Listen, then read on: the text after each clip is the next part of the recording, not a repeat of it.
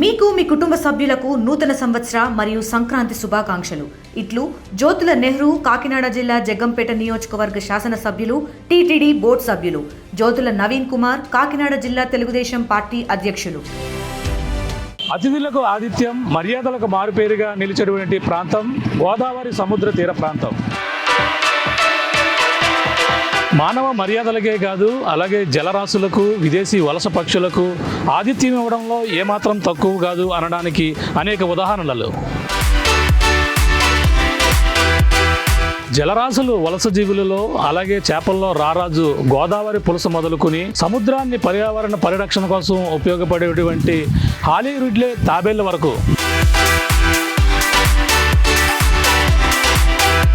సంతాన పునరుత్పత్తి కోసం వివిధ దేశాల నుంచి వేలాది కిలోమీటర్ల సముద్ర మార్గాన్ని ప్రయాణం చేసి ఈ గోదావరి సముద్ర తీరం ప్రాంతంలోనే గుడ్లు పెడుతుంటాయి.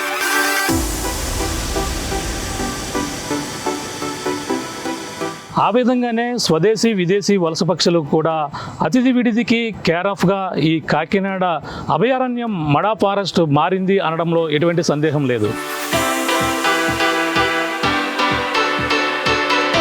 ప్రస్తుతం వలస పక్షుల గణాంకాల కోసం ఉమ్మడి తూర్పుగోదావరి జిల్లా అటవీశాఖ అధికారులు వాటిని గుర్తించే పనిలో నిమగ్నమయ్యారు.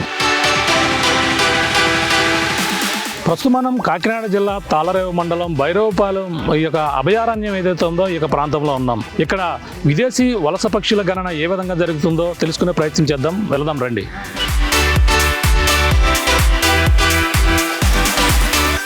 చల్లని శీతాకాలంలో వలస పక్షుల సందడి, అలాగే ఆహ్లాదకరమైనటువంటి వాతావరణం మరి ఎక్కడా కాదు, మన గోదావరి జిల్లాలకు మాత్రమే సొంతం.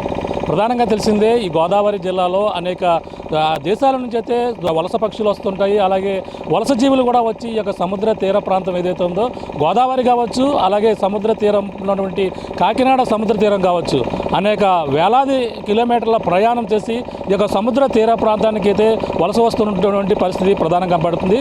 ప్రస్తుతం ఈ యొక్క నవంబరు, అలాగే డిసెంబర్ మొదలుకొని మార్చి కూడా ఈ యొక్క వలస పక్షుల సందడి ఈ యొక్క ప్రాంతాలలో కనబడుతుంది. మన కాకినాడ జిల్లాలో 58,000 ఎకరాలలో విస్తరించి ఉన్నటువంటి అభయారణ్యం మడా ఫారెస్ట్ మన అందరూ కూడా తెలిసిందే. ఈ యొక్క ప్రాంతాలలో ఈ యొక్క శీతాకాలంలో వలస పక్షుల సందడి అయితే ప్రధానంగా ఇప్పుడైతే మొదలైందని మనం ప్రధానంగా చెప్పవచ్చు. ఈ వలస పక్షుల సందడి ఒక పక్కన కొనసాగుతున్న నేపథ్యంలోనే ఆహ్లాదకరమైన వాతావరణం చూసేందుకు కూడా అనేక మంది పర్యాటకులు కూడా వస్తుంటారు. ముఖ్యంగా ఈ యొక్క వలస ప్రాంతాలు అంటే వివిధ దేశాల నుంచి వచ్చేటువంటి వలస పక్షుల గణన కోసం అయితే ప్రభుత్వం పక్షుల గణన అనేది కూడా చేపడుతుంది. అందులో భాగంగానే ఇప్పుడు కాకినాడ డాక్టర్ అంబేద్కర్ కోనసీమ జిల్లాలో ప్రస్తుతం ఈ వలస పక్షుల గణన అనేది కూడా కొనసాగుతున్నటువంటి పరిస్థితి ఉంది. అటవీశాఖ అధికారుల సారథ్యంలో వలస పక్షుల గణన అనేది కొనసాగుతున్నటువంటి పరిస్థితి ఉంది. ప్రస్తుతం చూడొచ్చు, చుట్టూ సముద్రం, అలాగే పక్కన అభయారణ్యం ఏదైతే ఉందో మడా ఫారెస్ట్ మధ్యలో ఈ యొక్క ప్రాంతంలో ఈ యొక్క వలస వచ్చినటువంటి పక్షులు వివిధ దేశాల నుంచి, అలాగే ఆస్ట్రేలియా, మలేషియా ఈ యొక్క ప్రాంతాల నుంచి వచ్చినటువంటి వలస పక్షుల సందడితో అయితే ఈ యొక్క ప్రాంతం అంతా కూడా గత 6 నెలల పాటు అయితే ఆహ్లాదకరంగా మాట్లాడుతుంది. అలాగే ఆహార అన్వేషణలో భాగంగానే ఈ పక్షులు అయితే ఈ యొక్క వస్తుంటాయి. ఈ యొక్క పక్షులు ఎక్కడ చూస్తున్నా చూడే అనేక రకాల పక్షుల సందడితో ఈ మడా ఫారెస్ట్ అయితే సందడి వాతావరణం అయితే కొనసాగుతుందని చెప్పాలి.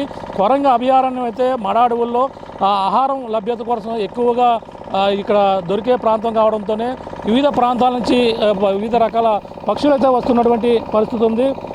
ఇప్పుడు పక్షులు ఏ రకాల పక్షులు వస్తున్నాయి, అన్వేషణ ఏ విధంగా కొనసాగుతుంది, ఈ మడా ఫారెస్ట్ ఈ యొక్క శీతాకాలంలో చల్లని శీతాకాలంలో ఈ మడా ఫారెస్ట్లో ఈ పక్షుల గణన అనేది ఏ విధంగా జరుగుతుంది, ఇక్కడ ఎవరెవరు బర్డ్స్ ఎక్స్పర్ట్స్ వచ్చారని కూడా మరిన్ని విషయాలు తెలుసుకునే ప్రయత్నం చేద్దాం. లోపలికి అయితే మనం ఏదైతే ఈ కాకినాడ జిల్లాలో ఉన్నటువంటి కోరంగి మడా అడవులు ఏవైతే ఉన్నాయో భైరవపాలెం ఈ యొక్క కోనలోకి అయితే ప్రవేశిస్తున్నాం. అలాగే ఇప్పటికే 10 బృందాలు అయితే ఈ యొక్క ప్రాంతంలో అన్వేషిస్తున్న నేపథ్యంలో ఒక బృందంతో అయితే మనం ప్రస్తుతం ప్రయాణం చేస్తున్నాం. ఈ మడా ఫారెస్ట్లో ఎటువంటి పక్షులు వచ్చాయి, ఏ జాతికి సంబంధించినటువంటి పక్షులు ఇప్పుడు వాళ్ళైతే గుర్తించడం జరిగింది కూడా మరిన్ని విషయాలు తెలుసుకునే ప్రయత్నం చేద్దాం. చరిత్ర సృష్టించినోడు ఇప్పుడు ఆ చరిత్రని తిరగరాయబోతున్నాడు. అబద్ధాల గోడల్ని బద్దలు కొట్టి నిజాలను రాగా మీ ముందుంచబోతున్నాడు. నిజమైన వార్తల కోసం వెంటనే డౌన్లోడ్ చేసుకోండి రా యాప్ని.